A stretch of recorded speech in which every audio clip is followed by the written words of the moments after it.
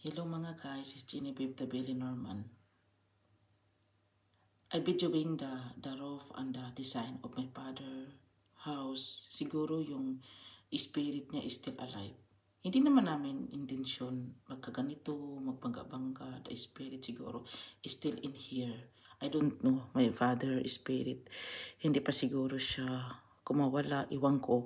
Basta I love being with him kung asan man siya kasi namatay na siya. 10 years ago na siya namatay, guys. Pinidyohan ko itong bahay niya kasi artistic siya kasi ano siya, ito yung tinirhan namin at saka tinirhan niya noon. Architect kasi yun siya kaya parang iba yung dating sa mga bahay niya, sa mga bahay nila. Hindi siguro nila napansin. Hindi ko ma-videohan itong malaki. Pero ito yung sa labas. Ito yung sa labas. Kasi palagi ko kasing na-mention sa inyo yung yung father-in-law ko, I'm always calling his name. Namatay na siya 10 years ago. I'm always calling him his name. Parang namimiss ko siya, guys, eh. Namatay na kasi siya, eh. Pagdating ko dito, wala na siya. Yung auntie na lang niya kasi finish yun, eh. Pero mabait, katulad kay Frank. Si Frank, eh, kahit nag-asawa na siya sa akin, hindi niya makain-kain yung pagkain ko. Iwan ko ba, naguluhan ako. Yung mga Pilipino nag-ano naman yun, nag-asawa pero hindi talaga makain-kain ng mga asawa namin yung mapagkain namin. Si Laikuti, hindi naman niya kakainin yung sa kanya na Pilipino. Yung kay Jo, hindi din naman pala. Yung sa akin, hindi din.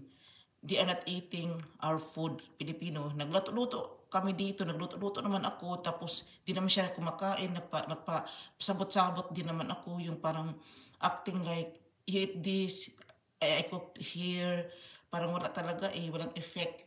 Binidyohan ko yung mga roof, mga dating, mga ng father-in-law. Pero ito, si Frank ang nag-connect. Yung roof na he is changing into black. Pero yung talaga, foundation, andito talaga kasi yung mga tanim akin talaga yun. Yung mata sa kanya yun. Mga pinting-pinting sa kanya yun. Iwan ko ba? Yung nagtanim ako, ganyan.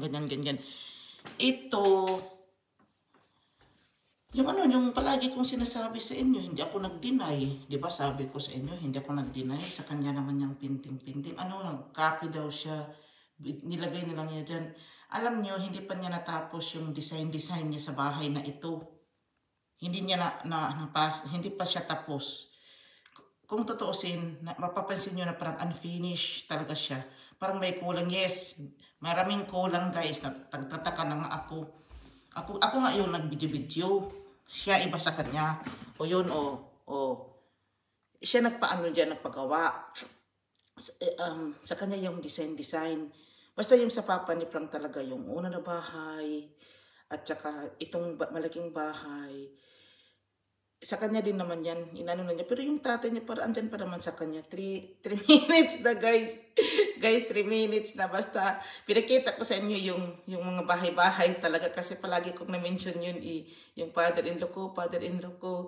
Nagtataka kayo, namatay na yun 10 years ago. I'm always calling his name. Asa na yun?